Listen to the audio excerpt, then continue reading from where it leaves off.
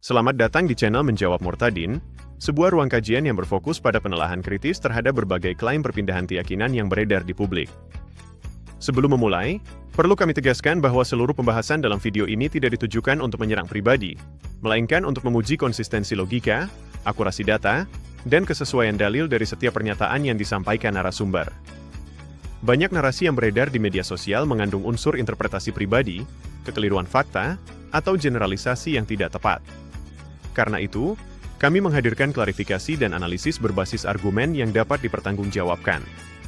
Kami mengundang Anda untuk berdiskusi secara sehat dan rasional.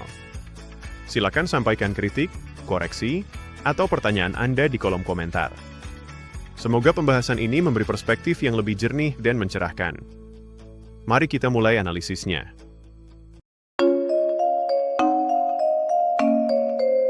Hari ini Bapak Ibu semua, teman-teman semua, kita akan berjumpa dengan seorang anak muda yang luar biasa yang bernama Jaya Setia. Dia dijamah Tuhan dalam sebuah perjumpaan pribadi yang luar biasa dalam suatu mimpi. Dan tidak hanya sampai di situ.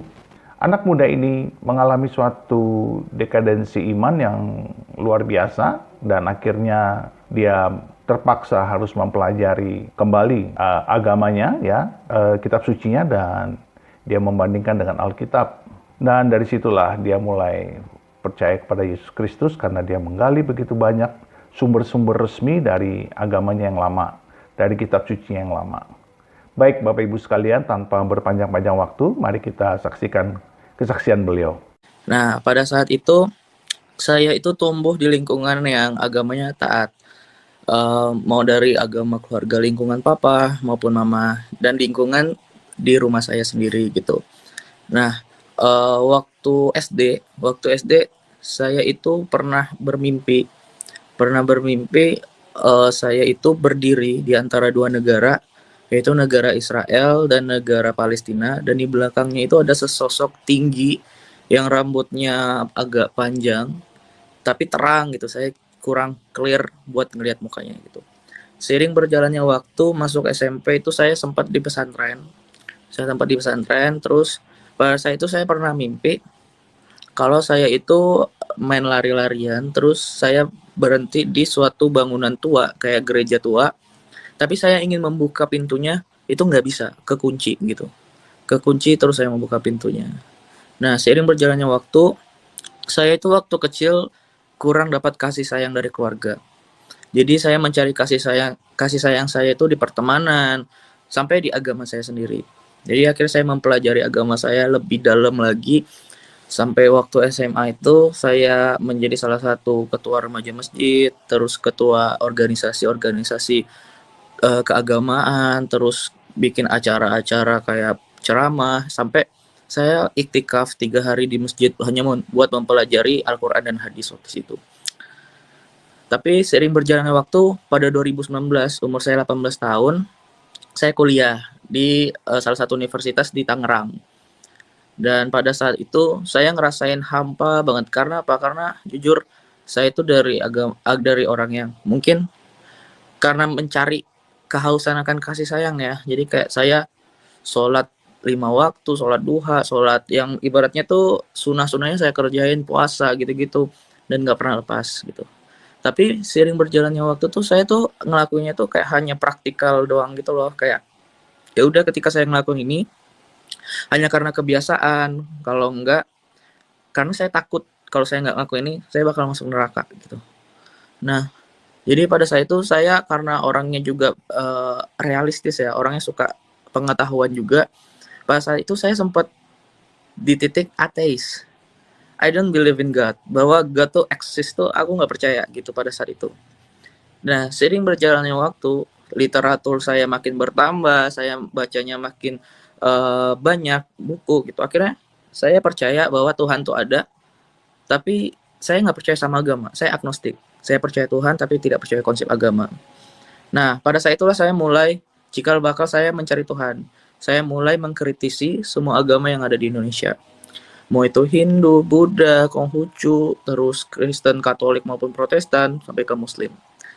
Dan saya berawal dari Hindu, saya belajar, akhirnya hingga mengkerucut, singkat ceritanya, mengkerucut hingga Muslim dan kekristenan. Kekristenan itu mau Katolik ataupun Protestan ya. Nah, karena saya 18 tahun waktu itu di Muslim, akhirnya saya mencoba untuk mengkritisi kekristenan dulu. Saya serang dulu Alkitabnya, bahwa bagi kami Alkitab tuh udah dirubah-rubah. Eksistensi ataupun kredibilitas dari Alkitab itu tuh udah nggak bisa dipegang lagi gitu, karena udah dirubah-rubah segala macam. Tapi ketika saya belajar sejarahnya, saya belajar awal mula ketemunya, transkripnya, wah rupanya keaslian dari Alkitab tuh terjaga gitu. Masih Alkitab yang dari perjanjian lama dalam bahasa Ibrani, perjanjian baru dalam bahasa Yunani, itu tuh masih tersimpan dengan aman di Museum Alexandria. Bahkan transkrip Injil Yohanes tuh itu bisa ditemukan sekitar 5.863 kopian transkripnya. Nah, dalam pengujian kredibilitas dari ilmu pengetahuan ya, semakin banyak kopian transkrip yang ditemukan itu semakin membuktikan kebenaran akan tulisan itu gitu. Nah, jadi pas itu saya mulai sejarahnya, terus sejarah pemahamannya, terus kenapa Kristen ada Protestan dan Katolik, muncul tokoh-tokoh seperti Martin Luther, John Calvin dan lain sebagainya. Saya mempelajari semua itu. Sampai saya baca Alkitab dari Kejadian sampai Wahyu juga gitu. Dari situ akhirnya saya percaya bahwa kekristenan itu kebenaran itu 80%, 80 sampai 60 sampai 86% waktu itu. Nah, pada saat itu akhirnya saya mengkritisi agama saya sendiri itu, Muslim. Saya berawal dari Al-Qur'an karena semua ajaran agama itu berawal dari kitab sucinya. Jadi saya mulai mengkritisi karena menurut kami, kepercayaan kami bahwa Al-Qur'an itu kejaga keasliannya dari dulu sampai sekarang gitu. Nah, tapi pada saat itu ketika saya mempelajari sejarahnya, mempelajari penulisannya, bahwa kebenarannya itu tidak seperti itu gitu. Karena pada saat penulisannya itu juga udah ada campur tangan politiknya gitu. Jadi saya membaca di buku karyanya Abu Daud, ulama besar dari Muslim, itu menyatakan bahwa penulisan Al-Quran itu pertama kali dilakukan pada zaman khilafahnya Abu Bakar sampai ke Ali. Nah, terus pada saat penulisannya, sebelum penulisan pada saat khilafahnya Abu Bakar, itu banyak penghafal Al-Quran yang mati di perang Yamamah sama perang Badar. Otomatis pada saat penulisannya banyak beberapa bagian-bagian tertentu Al-Quran yang tidak tertuliskan gitu. Nah, pada saat penyebarannya juga, pada zamannya Ali, khilafahnya Ali, bahwa ada 3 versi Al-Quran yang berbeda. Ada versinya khilafah, yaitu Ali, yaitu 114 surah. Ada versinya Abdullah bin Mas'ud, itu kalau nggak salah saya 111 surah. Ada versinya Ubay bin Abbas, itu 116 surah. Nah, sampai saat ini juga di bagian Afrika sana itu memakai versinya Ubay bin Abbas 116 surah. Sedangkan kita yang Asia itu pakai yang 114 surah. Nah, di dalam Al-Quran itu sendiri juga nggak ada nyebutin bahwa firman Tuhan itu mengatakan bahwa Al-Quran itu 114 surah. Jadi yang mana nih kredibel, yang mana nih yang benar gitu kan. Terus sering berjalannya waktu saya mempelajari tentang sejarahnya Muhammad, sejarahnya penyebaran Muslim seperti apa dan bagaimana. Di situ saya mulai ragu gitu. Akhirnya saya percaya Muslim itu sekitar 50 sampai 60%. Nah, karena saya mentok mencari Tuhan melalui logika saya, melalui pemahaman saya, akhirnya saya mencoba mencari Tuhan melalui perasaan saya, melalui rasa saya gitu. Saya coba sholat lagi, saya coba sholat 5 waktu, duha, sunnah, puasa, gitu-gitu. Sampai akhirnya saya pertama kali mencoba ke gereja. 2019. Itu umur saya 18 tahun. Itu pertama kali saya mencoba buat ke gereja. Gimana ya, saya hidup di lingkungan yang Muslim, yang nggak pernah dengar, yang nggak pernah masuk gereja, yang nggak pernah dengar penyembahan gitu-gitu. Waktu saat saya masuk, saya merasa asing, merasa terintimidasi gitu loh, kayak aduh, apa saya dicek ya nanti KTP-nya, apa saya diusir ya gini-gini. Tapi ya udah, karena nggak tahu ya, kayak ada dorongan saya harus masuk gitu. Akhirnya waktu saat pertama kali ikut ibadah, saya tuh ngerasain sesuatu, tapi saya menolak buat ngerasain, karena saya masih takut gitu. Takutnya dalam artian, oh nanti kalau saya udah murtad, saya nggak bisa dimaafin lagi gitu. Kalau di ajaran Muslim kan kayak gitu. Terus akhirnya minggu selanjutnya saya mencoba ke gereja lagi sama teman saya. Dan waktu itu saya kan nggak tahu ya, seumur hidup saya selama 18 tahun, saya tuh nggak pernah denger yang namanya lagu penyembahan, lagu praise and worship itu nggak pernah saya dengar sama sekali gitu. Tapi saya ingat banget waktu itu liriknya, I want to see Jesus face to face. Di situ tuh perasaan saya benar-benar hambar banget ya. Benar-benar kayak hambar banget, biasa aja gitu. Tapi air mata saya tuh penuh, berlinang air mata muka saya tuh penuh. Tapi saya nggak ngerasa saya nangis, saya nggak sadar saya nangis gitu. Kalau misal kita nangis itu kan biasanya perasaan kita kalau nggak seneng, sedih gitu ya. Tapi ini tuh benar-benar hambar kayak ya udah kayak biasa aja nggak ngerasain apa-apa. Tapi saya nangis pecah banget nangis saya. Teman saya yang beritahu, ih kamu nangis gitu. Terus akhirnya kayak saya kesadar kan kayak, ih kok saya nangis ya gitu. Kayak minggu selanjutnya hampir sebulan saya tuh ke gereja terus dan akhirnya saya nangis. Saya nggak tahu apa yang saya nangisin. Even saya nggak tahu lagu lagu penyembahan tuh apa, saya nggak hafal gitu. Terus di situ saya udah mulai heran nih. Loh saya kan muslim ya, kenapa saya hampir sebulan ini ke gereja terus gitu. Kayak benar-benar kayak lupa gitu loh. Kayak benar-benar ada yang ngedorong buat saya tuh pergi setiap minggunya dan selalu excited, kayak haus banget gitu buat pergi gitu. Sampai di titik saya nantang Tuhan waktu itu. Saya ingat banget Oktober 8 atau 9 Oktober 2019. Saya ingat banget waktu itu saya nantang Tuhan waktu itu. Tuhan, kalau memang Tuhan tuh ada, tunjukin. Saya udah nyari, saya nggak pasif, saya nggak ibaratnya nggak nunggu aja. Tapi saya udah nyari, saya udah berusaha. Setidaknya Tuhan hargai perjuangan saya mencari gitu. Saya pengen tahu Tuhan yang benar tuh yang mana gitu. Karena saya waktu itu tidur. Nah pada saat saya tidur, saya mengalami perjumpaan sama Tuhan Yesus. Saya bangun di gua yang sangat gelap banget dan badan saya tuh penuh dengan binatang kelabang. Nah, pada saat itu saya lari, terus ada yang memanggil nama saya. Saya kejar kan orang yang manggil nama saya itu. Terus, tapi kok nama itu makin saya kejar, makin ngejauh, makin ngilang gitu. Terus akhirnya saya udah kehabisan nafas, saya jatuh. Kelabang udah naik setengah tubuh saya tuh. Itu saya ngerasain gimana rasanya digigit kelabang tuh real banget. Saya nangis, saya udah pasrah, oh saya bakal mati nih, saya bakal mati. Kelabang udah mau naik hampir ke leher saya, setengah hampir di sini di leher saya. Terus saya nggak tahu kenapa saya ngomong kayak gini. Saya bilang pelan tapi samar. Saya bilang Tuhan Yesus tolong gitu. Tiba-tiba ada cahaya yang terang banget. Semua kelabang lari dan rasa sakit yang saya rasakan dari gigitan kelabang itu hilang. Rasa rapuh, rasa kesendirian, rasa kesedihan, semua tuh kayak ada yang menyelimutinya gitu loh. Kayak saya tuh susah mendeskripsikan apa yang saya rasakan kemarin. Cuman kayak itu yang selama seumur hidup saya cari, itu yang saya cari itu. Kehangatan, rasa sayang, kasih, cinta, damai, semua itu mencampur menjadi satu yang kayak wow, aku nggak mau lepas nih dari rasa ini gitu.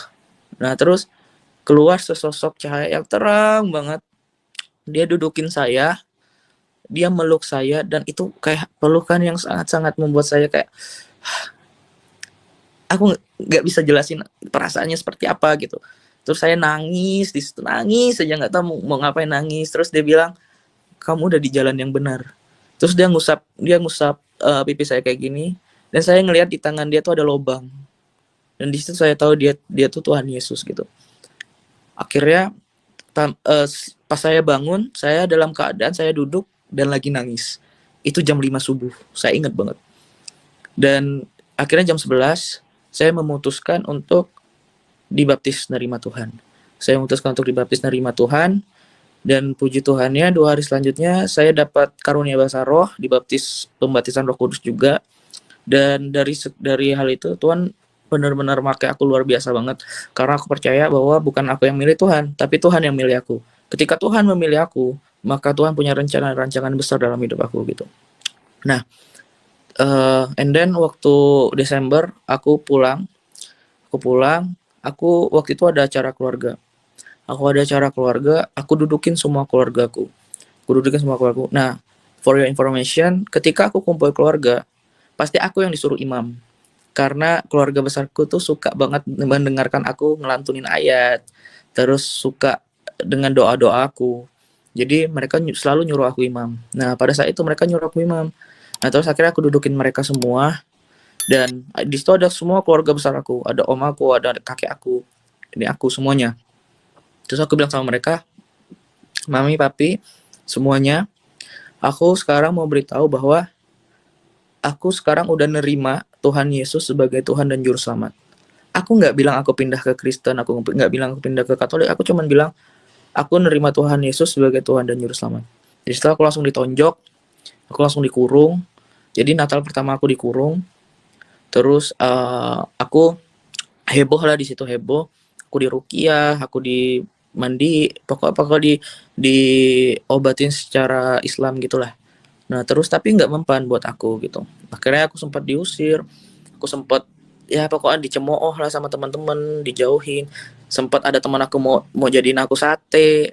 Aku pernah diteror, dilempar.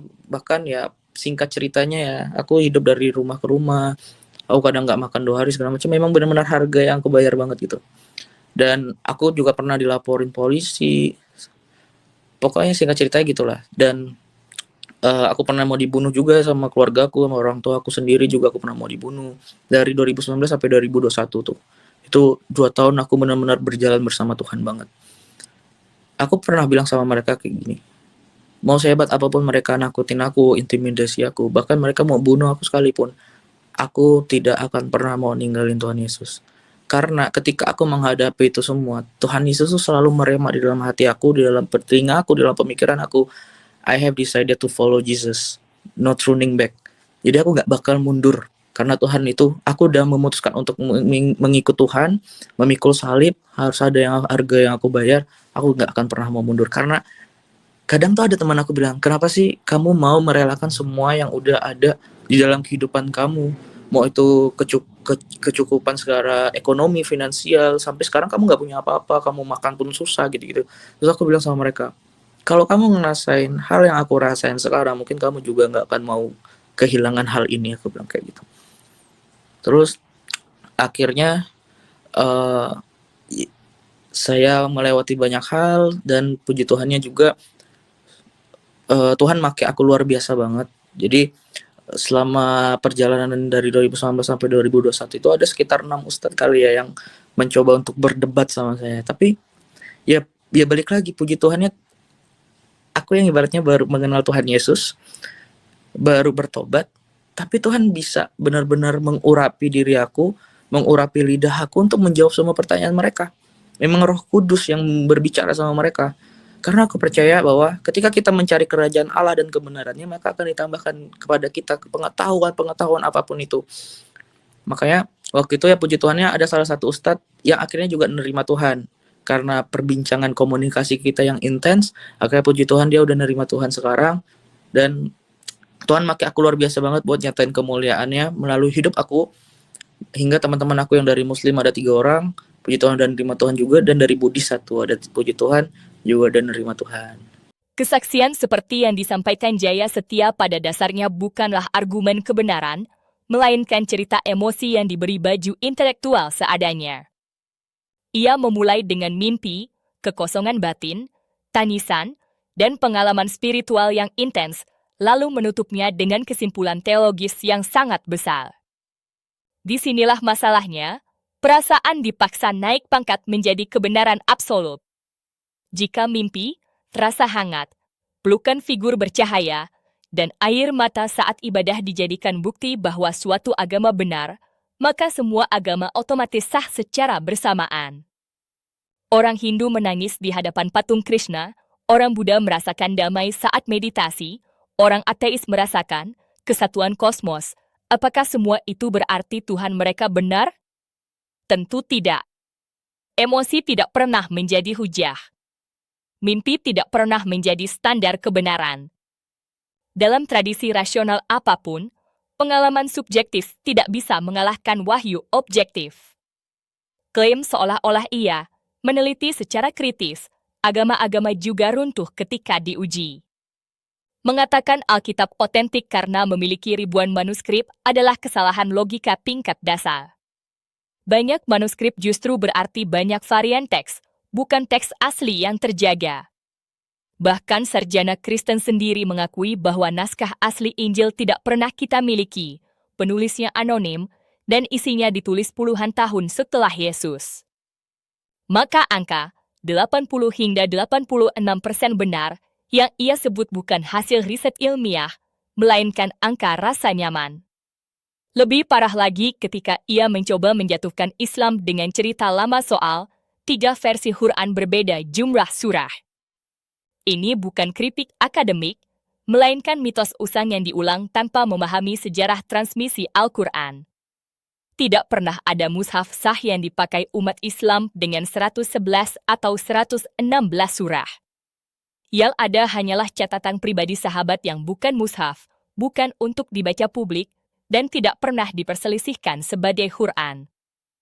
Al-Quran justru berdiri di atas hafalan massal dan transmisi mutawatir lintas generasi, sesuatu yang tidak dimiliki oleh Alkitab versi manapun.